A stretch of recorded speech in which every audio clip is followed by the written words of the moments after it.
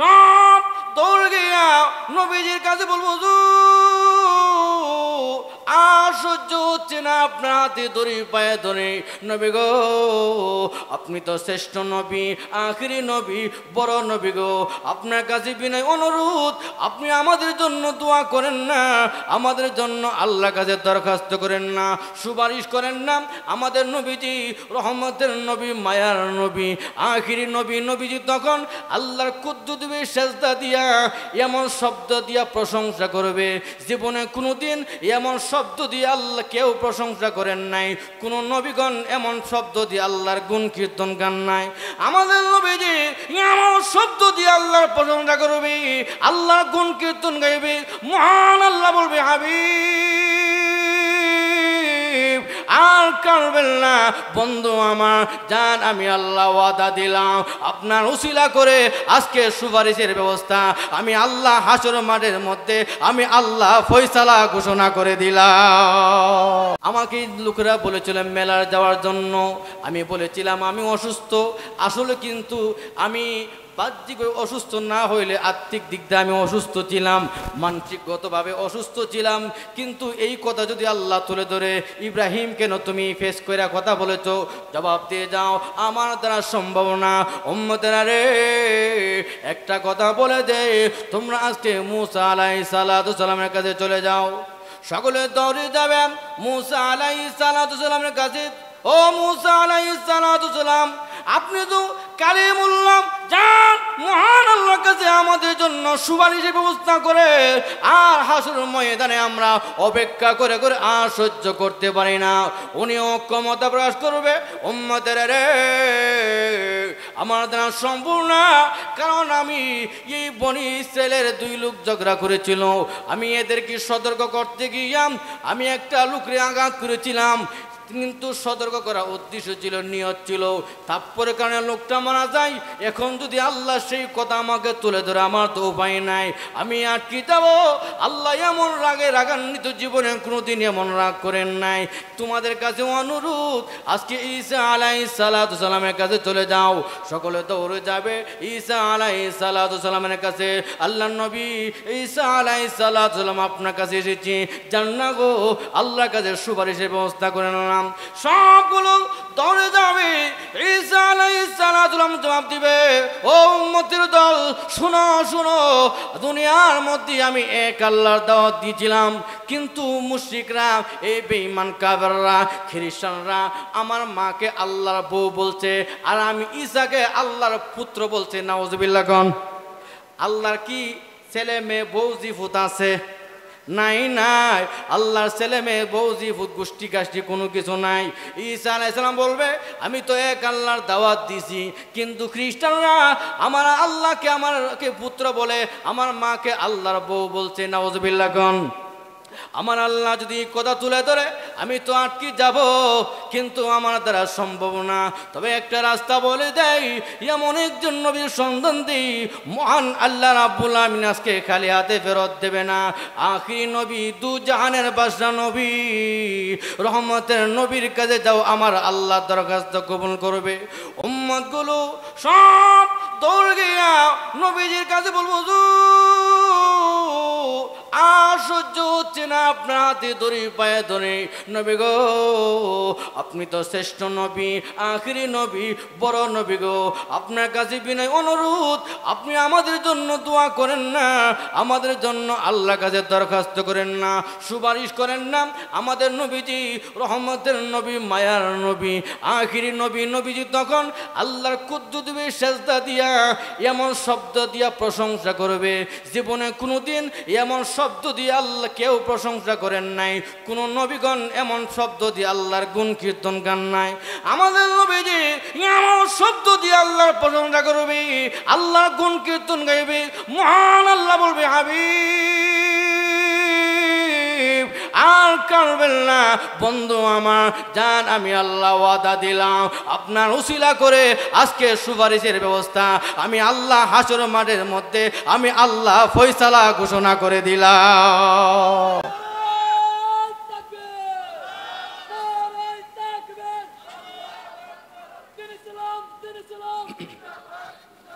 বিশ্বনবীর সত্যরা বিশ্বনবীর সত্যরা নারায়ে তাকবীর। তাহলে আল্লাহর নবী আমাদের জন্য সুপারিশের ব্যবস্থা করবে। এই জন্য রসুলও বলে গেছে, মান আহাব্বা সুন্নাতি ফাকাদ আহাব্বানি ওয়া মান আহাব্বানি কানা মাই ফিল জান্নাহ।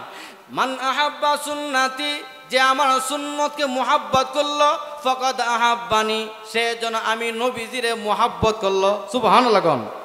ওমান আহাব্বানি কানা মাই ফিল জান্নাহ, আর যে আমাকে মুহাব্বত করলো, কিয়ামতের ময়দানে আমি নবীর সঙ্গে তার জান্নাত হাসর নাসর হবে। তাহলে আমি জিজ্ঞাসা করতে চাই, আরে যে নবীর উসিলা করে আল্লাহ আসমান জমিন চন্দ্র সূর্য গ্রহ নক্ষত্র আল্লাহ সব সৃষ্টি করলেন, যেই নবীকে সৃষ্টি না করলে আল্লাহ কোনো কিছু সৃষ্টি করতেন না। যেই নবীর উসিলা করে এখনো জীবিত আছে, যেই নবীর উসিলা করে আল্লাহ শান্তি দিয়েছে, ওই নবীর আদর্শ দইরা ওই নবীর সুন্নত পালন করা আমরা জান্নাতে যাইতে, আমরা ওই রসুলের আদর্শ গ্রহণ করতে কে কে রাজি আছি? হাত তুলে আল্লাহকে দেখা। আল্লাহ কবুল করুন, আমিন। আমার বাবারা ভাইয়েরা, তাহলে এই নবীর আদর্শ গ্রহণ করলে মহান আল্লাহ রাব্বুল আলামিন কুরআনে বলছেন, লাকাদ কানা লাকুম ফি রাসূলিল্লাহি উসওয়াতুন হাসানাহ। আল্লাহ রাব্বুল আলামিন বলেন, নবীজির আদর্শের মধ্যেই তোমাদের জন্য, নবীজির জীবনের মধ্যে, জীবন আদর্শের মধ্যে তোমাদের জন্য উত্তম চরিত্র নিহিত রয়েছে। লোকেরা ওই নবীজির আদর্শ গ্রহণ করলে আপনার জন্য ইহকালে শান্তি পরকালে শান্তি। জোরে কোন ঠিক না বেঠিক? তাহলে নবীজির আদর্শ গ্রহণ করলে আপনার আমার জন্য শান্তি আছে। নবীর তরিকা বাদ দিয়া জীবন যাপন করলে ইহকালে শান্তি নাই, পরকালে শান্তি নাই। এই জন্য বাইরা আমার ওই নবীজির আদর্শ গ্রহণ করতে চায় কি চাই না? কিন্তু দেখেন, অতীতে আমার নবীর বিরুদ্ধে বেঈমান কাফেররা ষড়যন্ত্র করছিল, কিন্তু তারা সফল কাম হয় নাই। কেন হয় নাই? আমার নবীর জিম্মাদার স্বয়ং আল্লাহ হয়ে গেছে। জোরে কোন ঠিক না বেঠিক? আপনারাও জানেন, পত্রপত্রিকা খবরও জানেন, ওই ভারতের মধ্যেই এক পণ্ডিত আমার রসুলের বিরুদ্ধে কটূক্তি করেছে। তারা জানে না, বেঈমান কাফেররা জানে না, মুসলমান সারা বিশ্বের মধ্যে 150 অথবা 200 কোটি মুসলমান আছে। ওই মুসলমান এরা নিজের জীবনের চেয়ে আল্লাহ রসুলকে ভালোবাসে, বিবির চেয়ে আল্লাহ রসুলকে ভালোবাসে, নিজের সন্তানের চেয়ে, মার চেয়ে, বাবার চেয়ে, ধন সম্পদ চেয়ে, ক্ষমতার চেয়ে রসুলকে ভালোবাসে। আমার রসুলকে যদি বেঈমান কাফেররা গালি দেয়, তাহলে মুসলমান সহ্য করতে পারে না। সুরগণ ঠিক না বেঠে? সেই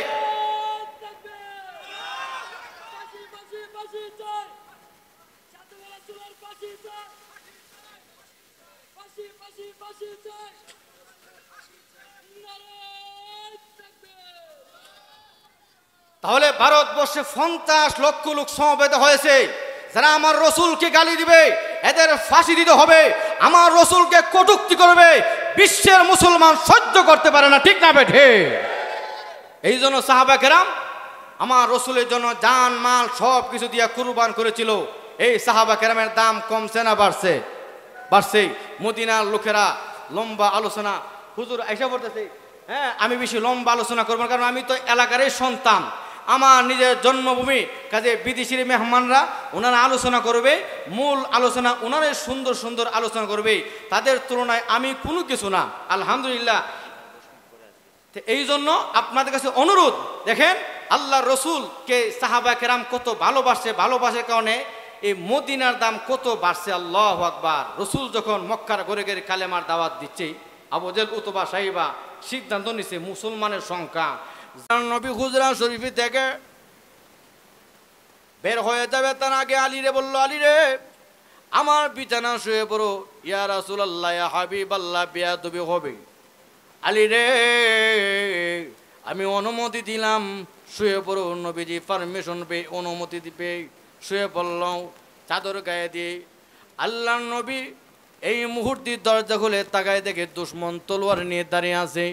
নবীজি কোরআনের আয়াত পড়ল, وَجَعَلْنَا مِنْ بَيْنِ أَيْدِيهِمْ سَدًّا وَمِنْ خَلْفِهِمْ سَدًّا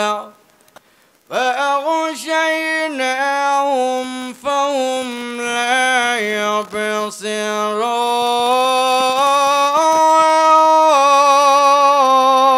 يبصرون আল্লাহ নবী আয়াত পর এক মুষ্টি মাটি নিয়া কাফেরদের দিন নিক্ষেপ করছে কাফেরদের চোখের মধ্যে আল্লাহ পর্দা দিয়া দিয়েছে সুবহানাল্লাহ কোন চোখ আছে দেখে না জোরে কোন চোখ আছে কি ব্যবস্থা করছে কে আল্লাহ রসুলকে আইছে মারার জন্য আল্লাহ এবার শক্তি ঘুরাই দিছে চোখ আছে দেখে না রসুল তাদের মধ্য দিয়ে বের হয়ে যায় দেখে না সুবহানাল্লাহ কোন আল্লাহ নবী আবু বকরের দরজার সামনে গিয়ে বললেন আবু বকর লাব্বাইক ইয়া রাসূলুল্লাহ রসুল আশ্চর্য গেল আবু বকর আমি রসুল যে তোমারই ডাকলাম কেমনে জানলে কেমনে বুঝলে ওগো নবীজি আপনি যে 6 মাস আগে আমি আবু বকরকে বলেছিলেন আমাকে নিয়ে হিজরত করবেন নবী গো ওই দিন থেকে আমি আবু বকর নিয়ত করলাম যতক্ষণ পর্যন্ত রসুল না আসবে